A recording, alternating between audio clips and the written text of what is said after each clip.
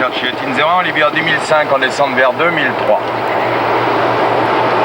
Pas de doute, l'homme a une vraie passion, la vitesse. Toujours pas de trafic connu à nous signaler? Oh non, j'ai un Cessna pour le piste. Gérard Bourgoin est aussi à l'aise en l'air que sur terre.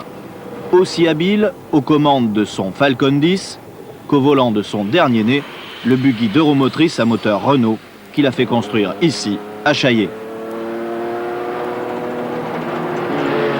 Vice-président de la JOCR, PDG d'un groupe qui pèse 5 milliards de chiffre d'affaires, Gérard Bourgoin est tombé amoureux de l'Afrique. Résultat, comme tout ce qu'il entreprend, c'est sur un coup de foudre qu'il a décidé de repartir cette année avec son buggy.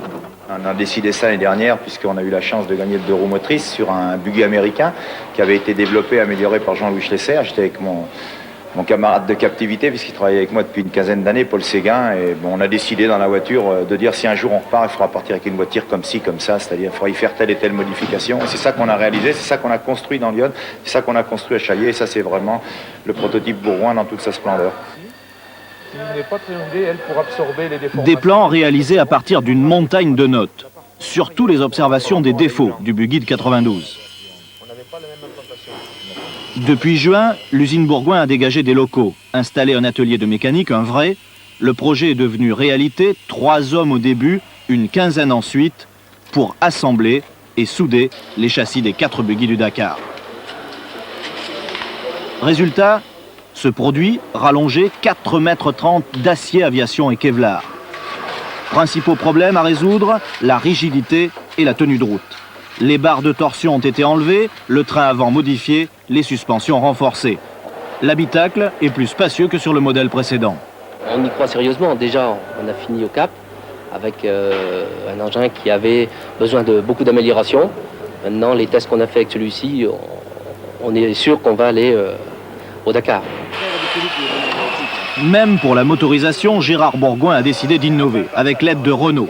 Il équipe son proto et celui d'Alain Oreille du moteur Safran Diesel 2,5 litres turbo. Un pari car ce moteur n'est même pas encore commercialisé. Il subira d'ailleurs sur le Dakar son premier vrai test.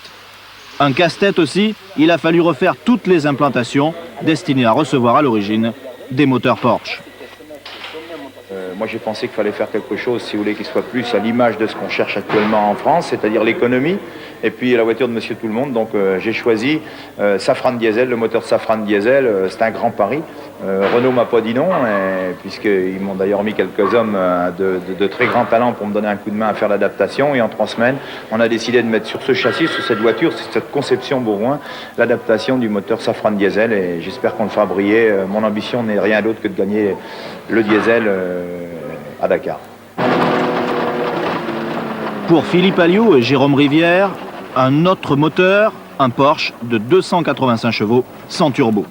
Pas de doute, le duel avec Jean-Louis Schlesser et son V6 Renault devrait être passionnant dans les dunes.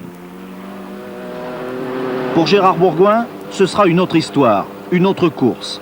Celle d'un homme convaincu, toujours prêt à faire plus pour faire triompher ses couleurs.